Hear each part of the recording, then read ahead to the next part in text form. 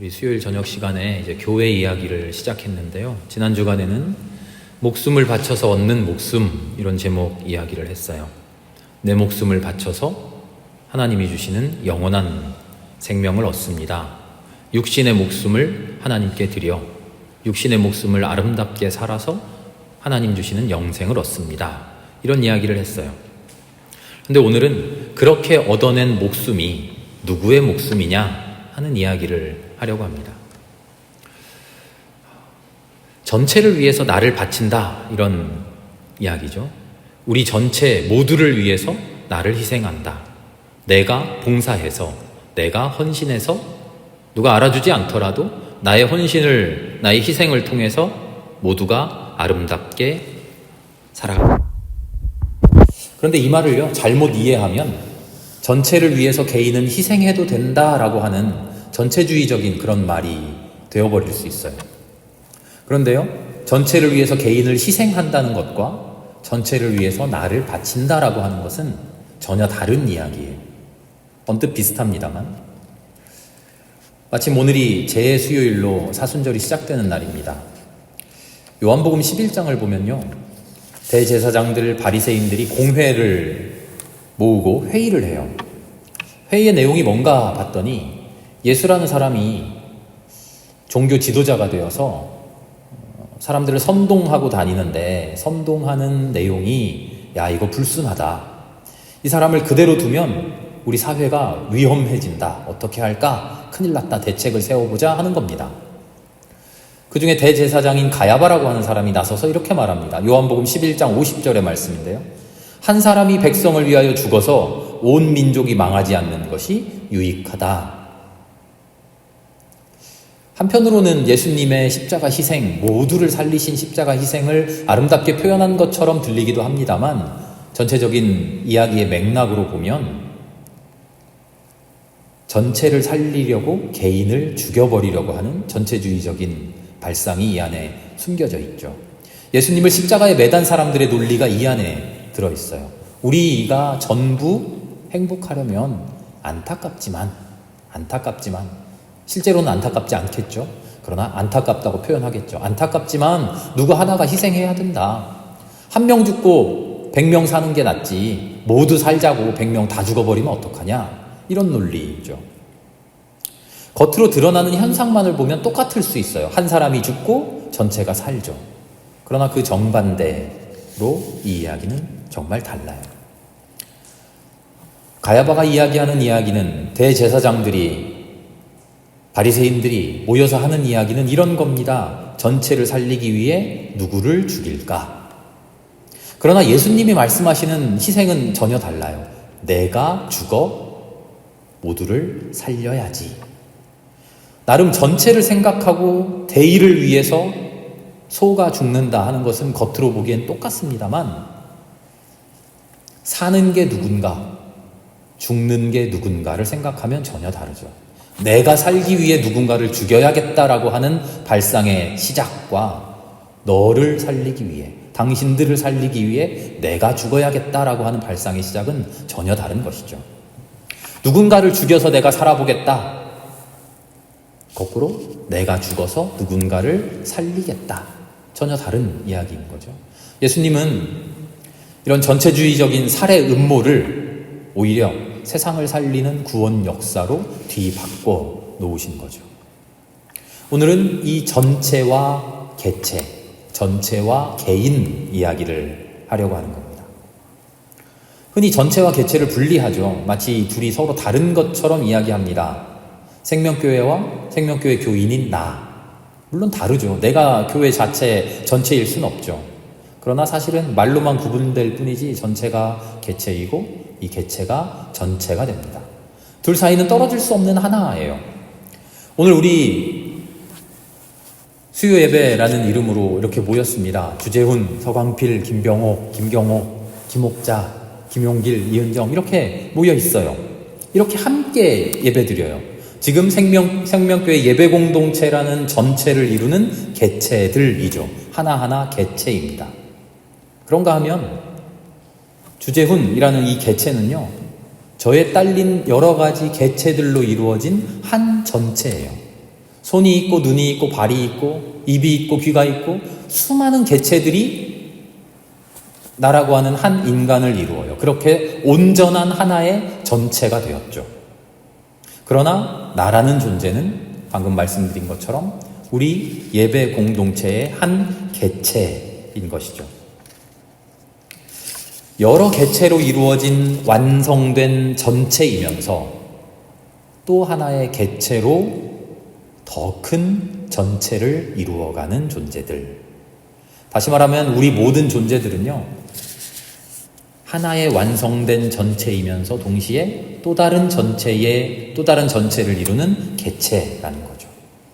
모든 존재들이 그렇습니다. 어려운 것 같습니다만 이야기를 키워보면 알게 됩니다. 생명교회, 우리 개체인 교인들로 이루어져 있습니다만 우리 생명교회 역시 서울 북노회라고 하는 큰 전체의 한 개체일 뿐이죠. 북노회는 어떻습니까? 완전한 전체입니까? 아니죠. 기장교회라고 하는 더 큰 교회의 개체이죠. 우리 기장도 큰 전체입니다만 완전한 전체가 아닙니다. 더 큰 한국 기독교를 이루는 한 개체에 불과하죠. 그렇게 전체와 개체라고 하는 개념은요, 서로 둘이면서 사실은 둘이 아니고 하나이지만 하나가 아닌 아주 묘한 관계를 이루고 있어요. 나로서 완전하지만 내가 완전하지 않은, 나로서 또 다른 것을 완전케 하는 그런 존재인 것이죠. 둘이 아니고 하나이고 하나이면서 둘인 관계. 불교에서는 이런 이야기를요, 일즉다 다즉일이라고 표현해요. 일즉다 다즉일. 하나이지만 다 여럿이고 여럿이지만 하나입니다.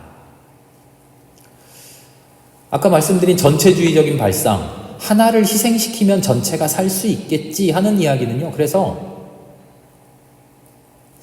시작부터가 말이 안 되는 이야기예요. 하나를 희생시키면 개체 하나만 희생되는 것이 아니라 그 전체가 무너지게 되는 것이죠. 나무와 열매를 생각하면 이해하기가 쉽습니다. 나무가 전체라고 하면 나무에 딸린 열매는 개체죠. 그러나 그 열매 속에는 우리 눈에 보이지 않지만 나무 전체가 들어있어요. 열매가 자라나 그 전체인 나무가 되죠. 열매 속에 나무가 있어요. 나락 한 알 속에, 쌀 한 톨 속에 우주가 있다고 이야기하죠. 그런 깨달음을 우리는 통찰이라고 불러요. 통찰. 영어로 insight라고 하는데요. in이라고 하는 말은 안, 속이라는 뜻이고요. sight는 본다는 거예요. insight는 그 안을 들여다본다는 말이죠. 그냥 보는 게 아니라 그 속을 들여다보는 겁니다. 열매를 보는데 열매 속에 들어있는 나무를 보는 거죠. 통찰이 있으면, 그냥 통찰이 아니라 신앙적인 통찰이 있으면 우리는 전체와 개체가 실은 하나가 되어 있다는 것을 깨달을 수 있어요. 우리 교회 안에, 우리 교회 전체가 하나의 전체이지만 그 안에 개개인 교인들이 있고 그 교인들이 하나이지만 그 교인 하나 안에 우리 생명교회 전체가 들어있다는 것을 우리는 신앙적으로 알게 되는 것이죠. 그 누구 하나 희생하고 우리 교회가 살리면 한 명 정도는 없어져도 좋아. 그렇지 않죠. 개인을 희생해서 전체를 살린다 하는 말은 말짱 거짓말입니다. 개체가 죽는다는 것은 전체가 죽는다는 것이죠. 그런데 예수님 이야기를 하면서 개인이 자신을 희생해서 전체를 살린다 이렇게 말씀드렸어요. 이건 뭐가 다릅니까? 살고자 하는 목적이 달라요. 살리고자 하는 대상이 다르죠. 내가 살아야 하니까 너는 죽어도 돼. 우리가 살기 위해서 누구를 죽일까 하는 것과 너희가 살아야 하니 내가 죽을게 하는 것의 차이죠.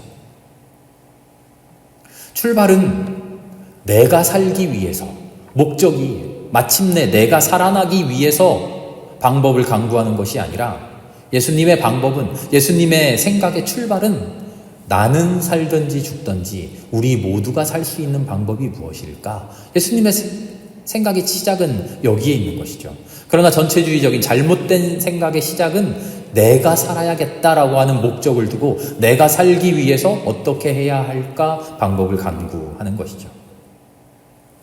전체와 개체의 둘이면서 하나인 그 미묘한 관계를 알지 못하면 하나를 위해 다른 하나를 죽이려는 안일한 마음을 갖게 되죠. 그렇게 결국은 둘 다 죽어버리는 길을 선택하게 됩니다. 그러나 둘이면서 하나이기 때문에 내가 죽어서 너를 살리면 결국은 나도 살아나게 된다라고 하는 그런 예수님의 마음을 갖게 되면 모두가 살아나게 되죠. 다시 말하면 죽음의 문제가 아니라 사실은 삶의 문제라는 것을 우리는 알게 돼요. 누구를 죽일 것인가가 아니라 내가 어떻게 죽음의 삶을 살아갈 것인가, 내가 어떻게 살아갈 것인가, 나를 위해서 살아갈 것인가, 아니면 내가 죽더라도 누군가를 살리는 삶을 그렇게 살아볼 것인가, 내 삶을 무엇을 위하여 살아갈까 하는 거죠. 내 눈앞에만 놓여있는 좁아터진 내 삶을 위해서 다른 사람이 어떻게 되든 아무 상관없이 나 살기만을 추구할 것이냐, 그렇게 살아갈 것이냐, 아니면 시야를 넓혀서 하나님의 시선으로 세상을 보고 나를 살리는 너를 바라보고 온 세상을 바라보고 그 모든 전체 안에 녹아있는 나를 보고 나를 살려주는 세상을 보고 내가 살릴 수 있는 세상을 보고, 그래서 내가 조금 죽더라도 온 세상을 살려보겠다 하는 마음을 품는 것, 그렇게 살아가는 것, 그것이 예수의 삶이라는 거죠. 이런 마음을 가지고 오늘 함께 읽은 사도 바울의 말씀을 한번 돌아보려고 합니다. 그분이 어떤 사람은 사도로, 어떤 사람은 예언자로, 어떤 사람은 복음 전도자로, 또 어떤 사람은 목사와 교사로 삼으셨습니다. 똑같은 그리스도인이고 똑같은 하나님의 자녀들인데요, 똑같은 개체가 아니에요. 왜 똑같지 않습니까? 하나하나 서로 완성되어 있는 전체이기 때문이죠. 그 사람 하나로 완성되어 있는 인격체이고 그 사람 하나로 완성된 우주예요. 그래서 어떤 사람은 사도로 완성되어 있고요, 어떤 사람은 예언자로 완성된, 어떤 사람은 복음 전도자로 완성된, 어떤 사람은 목사로, 어떤 사람은 교사로 완전한 하나를 이루고 있어요. 각자 하나로서 완전한 전체의 하나들이에요. 그런데 그런 전체로서의 개체들이 서로 살겠다고, 네가 나를 위해 희생하라고, 내가 너보다 낫다고, 너는 기껏해야 교사 아니냐, 내가 목사니까 내가 더 낫다, 그렇게 살지 않는다는 거예요. 그렇게 억지 부리지 않고 어떤 사람들이 그리스도의 몸을 세워간다는 거예요. 내가 완전한 하나의 존재, 완전한 완성된 존재이지만 그리스도의 몸이라고 하는 더 높은 전체를 위해서 내가 죽어준다는 거죠. 죽는다는 것이 내가 사라진다는 것이 아니라 나만 잘났다고 고개를 뻣뻣이 들지 않고 모든 사람과 똑같은, 모든 개체들과 똑같은 지위로 전체를 만들기 위해 봉사한다는 거죠. 억지 부리지 않고 하나 되는 거예요. 그렇게 사는 것이 그리스도의 몸을 세운다는 거죠. 내 목숨만 소중히 여기면서 나를 위해서 너를 죽이려고 하는 그런 세상의 질서들, 그것을 바울은 어린아이와 같은 어리석은 모습이라고 이야기해요. 인간의 속임수, 간교한 술수, 온갖 교훈의 풍조, 이런 것들을 아무리 그럴듯하게 포장을 해놔봐도 어리석은 잔꾀일 뿐이라고 바울은 이야기합니다.